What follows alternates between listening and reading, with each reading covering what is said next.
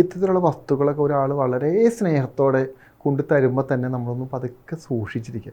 ഒരു നെഗറ്റീവായ ഒരു എനർജി, നമ്മുടെ നെഗറ്റീവായ എനർജിയുള്ള ഒരാൾ നമ്മുടെ അടുത്ത് വന്നിരുന്നാൽ കുറച്ച് കഴിഞ്ഞാൽ നമുക്ക് എന്ത് പറ്റും? നമ്മുടെ അടുത്ത് വെറുതെ വന്നിരിക്കുക. ഒരു നെഗറ്റീവായ ഒരാളാണ്, എന്ത് പറ്റും?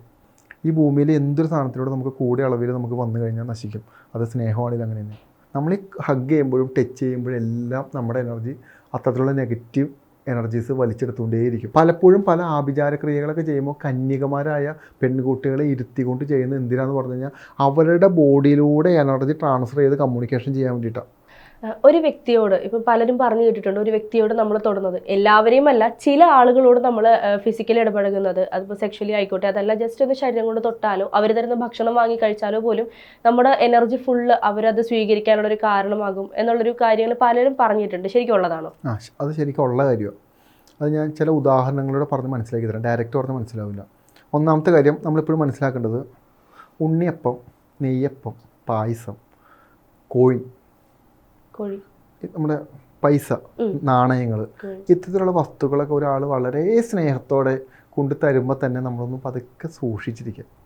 കാരണം ഇത്തരത്തിലുള്ള വസ്തുക്കളൊന്നും ഒരാളുടെ വാങ്ങിച്ച് കഴിക്കാൻ പാടില്ല. നമ്മൾ എല്ലാവരുടെ കാര്യമല്ല പറയുന്നത്, നമുക്കറിയാം ചില വ്യക്തികൾ വളരെ ഓവർ സ്നേഹം കാണിച്ച് കഴിക്കുന്നൊക്കെ പറയും. ഇത് പലപ്പോഴും എനർജൈസ് ചെയ്തിരിക്കുന്ന മെറ്റീരിയൽസാണ്. എനർജി അതിനകത്ത് അടങ്ങിയിട്ടുണ്ടാവും, നെഗറ്റീവ് എനർജികൾ. എപ്പോഴാണ് എനിക്ക് ഹർഷേനെ തകർക്കാൻ പറ്റുന്നത്? ഹർഷയുടെ മാനസികാവസ്ഥേനെയും ഹർഷയുടെ പോസിറ്റിവിറ്റിയും എനിക്ക് എപ്പോഴാണ് ഇല്ലാണ്ടാക്കാൻ പറ്റുന്നത്? ഹർഷയുടെ എനർജി ഡൗൺ ആവണം, ഹർഷയുടെ നെഗറ്റിവിറ്റിയിലോട്ട് കടക്കണം. ആ സമയത്ത് ഹർഷ ഡൗൺ ആവും. ഈ സമയത്ത് ഞാൻ വിചാരിക്കുന്ന കാര്യങ്ങളെല്ലാം ഹർഷയിൽ എനിക്ക് സാധിച്ചെടുക്കാൻ പറ്റും.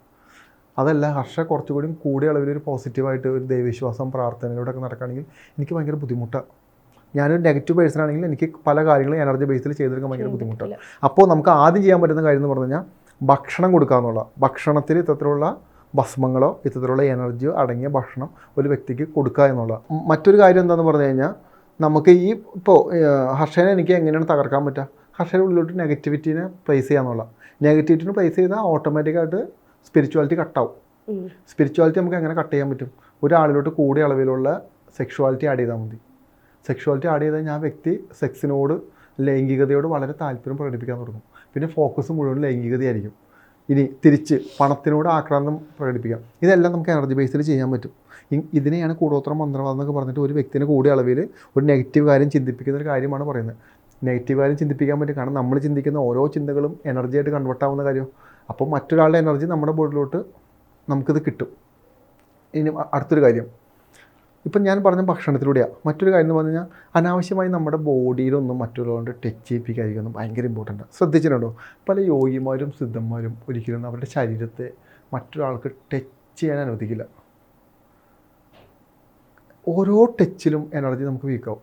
നമ്മൾ എങ്ങനെയാണ് നമ്മുടെ എനർജി വീക്കാവുന്നത്? ഒന്നും നമുക്ക് അനാവശ്യമായി ഇത്തരത്തിലുള്ള ആളുകളെ നമ്മൾ ടച്ച് ചെയ്യുമ്പോഴും ഷെയ്ക്കാൻ കൊടുക്കുമ്പോൾ, ഹഗ് ചെയ്യുമ്പോഴൊക്കെ നമ്മുടെ എനർജി അവരുടെ എനർജിയുമായിട്ട് സിങ്ക് ആവാം. അതായത് ഏതൊരു രീതിയിലുള്ള ടച്ച് ആണെങ്കിലും, ഇപ്പം ഏതൊരു രീതിയിലുള്ള ടച്ച് ആണെങ്കിലും എനർജി വീക്കാവും. ഒരു നെഗറ്റീവായ ഒരു എനർജി, നമ്മുടെ നെഗറ്റീവായ എനർജിയുള്ള ഒരാൾ നമ്മുടെ അടുത്ത് വന്നിരുന്നാൽ കുറച്ച് കഴിഞ്ഞാൽ നമുക്ക് എന്ത് പറ്റും? നമ്മുടെ അടുത്ത് വെറുതെ വന്നിരിക്കുക. ഒരു നെഗറ്റീവായ ഒരാളാണ്, എന്ത് പറ്റും? എല്ലാവരുടെ ജീവിതത്തിലുണ്ടാവുക അങ്ങനത്തെ ഒരാൾ. നമ്മൾ പതുക്കെ വീക്കാവും. നമുക്കൊരു സന്തോഷമില്ല, എന്തൊരു പ്രശ്നം. ഇനി അവനെ കണ്ടത് കൊണ്ടാണോ, ഇനി അവൻ നെഗറ്റീവ് ആയതുകൊണ്ടാണോ എന്ന് നമുക്ക് അറിയാൻ പാടില്ല. എന്തൊരു പ്രശ്നം എന്താ? നമ്മുടെ അവിടെ നിൽക്കുന്ന കംപ്ലീറ്റ് പോസിറ്റിവിറ്റി നെഗറ്റീവ് ആളുകൾ വലിച്ചെടുത്തുകൊണ്ടേയിരിക്കും. അത് അവരുടെ ക്യാരക്ടറാണ്, അത് അവരുടെ എനർജി അങ്ങനെയാണ്. അത് അവർ അറിഞ്ഞുകൊണ്ടല്ല, അവരങ്ങനെയാണ്. പക്ഷെ നമ്മൾ പോസിറ്റീവ് ആളുകൾക്ക് മിണ്ടാട്ടം മുട്ടി പോകും, നാക്ക് ഉള്ളിലോട്ടൊക്കെ പോകുന്ന പോലെ അതുപോലെ ആയിപ്പോവും ചിലപ്പോൾ. എന്നാൽ ചില സമയത്ത് വളരെ പോസിറ്റീവായ ഒരാൾ നമ്മുടെ കൂടെ വന്നിരുന്നാൽ നമുക്ക് എന്തെന്നില്ലാത്തൊരു സന്തോഷവും നമുക്ക് എന്തെന്നില്ലൊരു ആനന്ദവും, നമുക്ക് ഭയങ്കര ആക്റ്റീവ് ആവും. അതെ, ചില ആളുകൾ നമ്മുടെ അടുത്ത് വന്നിരിക്കുമ്പോൾ ഒരു കാര്യമില്ലെങ്കിലും നമ്മൾ ഭയങ്കരമായിട്ട് ഹാപ്പി. അതെങ്ങനെ സംഭവിക്കുന്നത്? ഇതെല്ലാം എനർജി ലെവലുള്ള കാര്യമാണ്. ഇത് വളരെ സിമ്പിളായ ഉദാഹരണം. ഇതെല്ലാവർക്കും അനുഭവിക്കുന്ന കാര്യമാണ്. അപ്പോൾ ഇതുപോലെ തന്നെയാണ് ഞാൻ നേരത്തെ പറഞ്ഞ കാര്യം. നമ്മൾ ഈ ഹഗ് ചെയ്യുമ്പോഴും ടച്ച് ചെയ്യുമ്പോഴും എല്ലാം നമ്മുടെ എനർജി അത്തരത്തിലുള്ള നെഗറ്റീവ് എനർജീസ് വലിച്ചെടുത്തുകൊണ്ടേയിരിക്കും. നമ്മൾ കുറേ നേരം വീക്കാവും. നമ്മൾ ചില ആളുകളുടെ അടുത്ത് നമ്മൾ 10 മിനിറ്റ് വർത്തമാനം പറഞ്ഞാൽ നമ്മളങ്ങ് ഇല്ലാണ്ടായി പോകും നമ്മൾ. കാരണം നമ്മുടെ ഓരോ മൂമെൻറ്റിലും എനർജി വീക്കായിക്കൊണ്ടേയിരിക്കുക.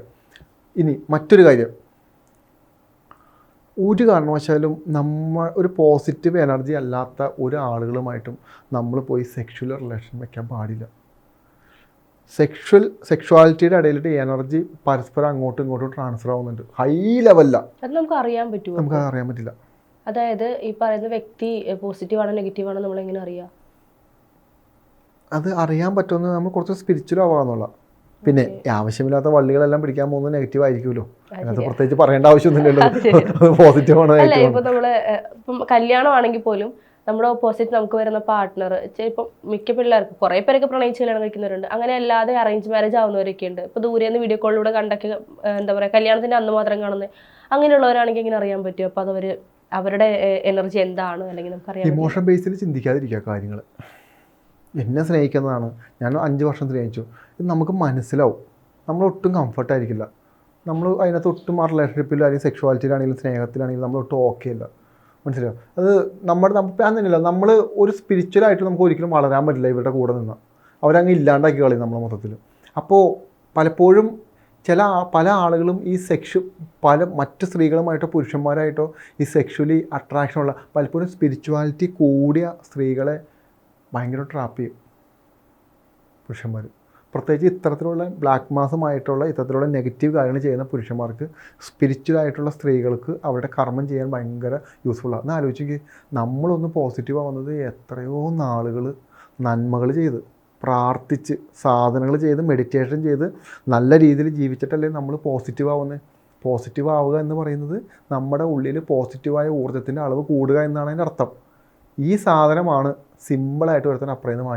അപ്പോൾ ഇത് തിരിഞ്ഞാണെങ്കിലോ, അതായത് ഭയങ്കര സ്പിരിച്വൽ ആയിട്ടുള്ള ഒരു വ്യക്തി ആണ് പുരുഷനോട് ഒരു ബ്ലാക്ക് അല്ലെങ്കിൽ ആ ഒരു ഈ പറയുന്ന നെഗറ്റീവ് എനർജി ഉള്ള ഒരു സ്ത്രീയാണ് വിചാരിക്കുന്നതെങ്കിൽ അപ്പോഴും എനർജി ട്രാൻസ്ഫർ ഉറപ്പല്ലേ? എന്തുകൊണ്ടാണ് നെഗറ്റീവ് എനർജിക്കാണ് പോസിറ്റിവിറ്റി വേണ്ടത്. പോസിറ്റിവിറ്റി നെഗറ്റീവിയുടെ ആവശ്യമില്ല.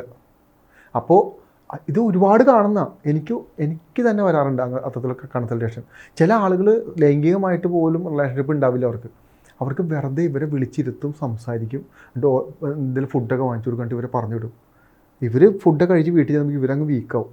മറ്റവർക്ക് കൃത്യമായിട്ട് അറിയാം ഇതിങ്ങനെ നമുക്ക് ചെയ്യാൻ പറ്റും. പലപ്പോഴും പല ആഭിചാരക്രിയകളൊക്കെ ചെയ്യുമ്പോൾ കന്യകമാരായ പെൺകുട്ടികളെ ഇരുത്തിക്കൊണ്ട് ചെയ്യുന്നത് എന്തിനാന്ന് പറഞ്ഞു കഴിഞ്ഞാൽ അവരുടെ ബോഡിയിലൂടെ എനർജി ട്രാൻസ്ഫർ ചെയ്ത് കമ്മ്യൂണിക്കേഷൻ ചെയ്യാൻ വേണ്ടിയിട്ടാണ്.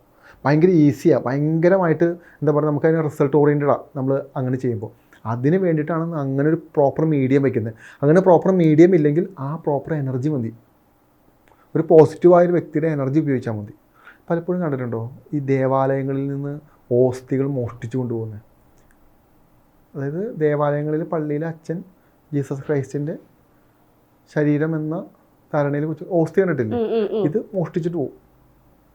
ആൻറ്റി ക്രൈസ്റ്റ് ബ്ലാക്ക് മാസ് ആളുകളെല്ലാം അവർ കൊണ്ടുപോയിട്ട് എന്താ ചെയ്യുന്നത്? അത് വട്ടം കീറും, കമ്പി കൊണ്ട് കുത്തും, തീ കൊടുക്കും, അതിനകത്ത് പല വൃത്തികേടുകളും ചെയ്യും. മനസ്സിലാവുന്നുണ്ടോ? അതിനൊരു പോസിറ്റീവ് ഊർജ്ജമുള്ളൊരു വസ്തുവാണ് ഓസ്തി എന്നൊക്കെ പറയുന്നത്. ഓസ്തി, പള്ളിയിലെ വീഞ്ഞുകൾ, അങ്ങനെ ഏതൊരു ദേവാലയങ്ങളുമായി ബന്ധപ്പെട്ട, അത് പള്ളികളാവാം, മുസ്ലിം പള്ളികളാവാം, അമ്പലങ്ങളാവാം, അവിടെ ഇരിക്കുന്ന ഓരോ വസ്തുക്കളിലും ഇത്തരത്തിലുള്ള പോസിറ്റിവിറ്റി ഭയങ്കരമായിട്ട് നിറഞ്ഞിരിക്കുന്ന ഒരു സാധനമാണ്, ഒരു വസ്തുക്കളാണ്. അതിനെ നമുക്ക് ഇത്തരത്തിലുള്ള കർമ്മങ്ങൾക്ക് നമുക്ക് ഉപയോഗിക്കാം. ഇപ്പോൾ ഒരമ്പലത്തിൽ ഇത് കറക്റ്റ് സ്ഥലം എവിടെ എനിക്കറിയില്ല, പക്ഷെ ഉള്ളത് തന്നെയാണ് ഒരു ഇതേപോലെ ഈ പറയുന്നത് പോലെ സന്യാസം അല്ലെങ്കിൽ ധ്യാനം അങ്ങനെയുള്ള മെഡിറ്റേഷന് വേണ്ടി മാത്രമുള്ളൊരു സ്ഥാപനം അല്ലെങ്കിൽ അങ്ങനെയുള്ള ആ ഒരു സ്ഥലത്ത് സ്ത്രീകളും പുരുഷന്മാരും അതിൻ്റെ ഉള്ളിലേക്ക് കടന്ന് അവർക്ക് ആ ഒരു ലൈഫ് അവൾ പുറത്തേക്കില്ല. മാത്രമല്ല ആ ഒരു ലൈഫിനകത്ത് അവർ ഈ പറയുന്ന പോലെ ഓപ്പൺ സെക്സ്, ഇപ്പം 100 പേരാണെങ്കിൽ 100 പേരും ഒരുമിച്ച് ഒരു ഫ്ലോറിൽ സെക്സ് ചെയ്യുന്ന അങ്ങനെയുള്ള ക്രിയകൾ നടക്കുന്ന സ്ഥലങ്ങളുണ്ട്. അത് ഈ പറഞ്ഞതുപോലെ ഗുഡായിട്ടുള്ള സ്പിരിറ്റ് അല്ല അത്, നമുക്കത് കേൾക്കുമ്പോൾ തന്നെ അറിയാൻ പറ്റും. അങ്ങനെയാണെങ്കിലും ഈ പറയുന്ന പോലെ പെട്ടുപോകുന്ന ആളുകൾ ഉണ്ടാവില്ലേ, അവരുടെ ലൈഫ് അപ്പോൾ അതിനകത്ത് ഇല്ലാതായി പോകത്തില്ലേ? ഉറപ്പല്ലേ. പിന്നെ അവരുടെ ആവശ്യമാണെങ്കിൽ നമുക്ക് എന്ത് ചെയ്യാൻ പറ്റും? നമ്മുടെ ഒരു പ്രശ്നം എന്താണെന്ന് പറയുമ്പോൾ നമ്മളിങ്ങനെ പുതിയ പുതിയ കാര്യങ്ങൾ എക്സ്പ്ലോർ ചെയ്യണമെന്ന് ആഗ്രഹിക്കുന്ന ഒരു മൈൻഡാണ് നമ്മുടെ എപ്പോഴും. അത് എന്തൊരു കാര്യത്തിൽ നമുക്ക് അങ്ങനെ തന്നെയാണ്. നമുക്ക് പുതിയ കാര്യങ്ങളെ അനുഭവിക്കുക എന്നുള്ളതാണ് നമ്മുടെ ഏറ്റവും നല്ല അനുഭവം എന്ന് നമ്മൾ വിശ്വസിക്കുന്ന. അതായത് പുതിയൊരു ജോലി 100 രൂപയല്ല 200 രൂപ, അതല്ല മറ്റൊരു കാര്യം, ഈ കാറല്ല വേറൊരു കാറ്, എപ്പോഴും ഈ ആഗ്രഹത്തിന് നമ്മളിങ്ങനെ എക്സ്പാൻഡ് ചെയ്തിരിക്കും. അങ്ങനെ പല ആളുകളും ഇത്തരത്തിലുള്ള ഫാൻറ്റസികളിലോട്ട് പോകും. ഈ ആൻറ്റി ക്രൈസ്റ്റ് പോലെയുള്ള ബ്ലാക്ക് മാസ് പോലെയുള്ള അത്തരത്തിലുള്ള പല കാര്യങ്ങളിലും സെക്ഷുവാലിറ്റി ഭയങ്കര നെഗറ്റീവ് ഊർജ്ജങ്ങൾക്ക് എപ്പോഴും, ഞാൻ നേരത്തെ പറഞ്ഞില്ല ഒരു സോൾ എന്ന് പറയുന്നത്, ഈ ആ നെഗറ്റീവ് സോളിന് എപ്പോഴും വേണ്ടത് എന്താ? ഇറച്ചിമീനും കഴിക്കുന്ന ഒരു ശരീരം, അമിതമായി സെക്സ് ചെയ്യുന്ന ഒരു ശരീരം, അമിതമായി ചീത്ത വിളിച്ച് മറ്റുള്ളവർ ഉപദ്രവിക്കുന്ന ഒരു ശരീരം, ആ ശരീരത്തിന് കിട്ടിക്കഴിഞ്ഞാൽ ആ സോള് വളരെ അടിപൊളിയായിട്ട് നിന്ന് കാര്യങ്ങൾ ചെയ്യും. ആ ശരീരത്തിൽ നിന്ന് സോളിൻ്റെ സാറ്റിസ്ഫാക്ഷനാണ് അവിടെ കിട്ടിക്കൊണ്ടിരിക്കുന്നത്. ചെയ്തുകൊണ്ടിരിക്കുന്ന ശരീരമോ, സോൾ അവസാനം പോകും, ശരീരം അവസാനം അത് അനുഭവിച്ചിട്ട് വയ്യാണ്ടായി മാറും. സെയിമാണ്.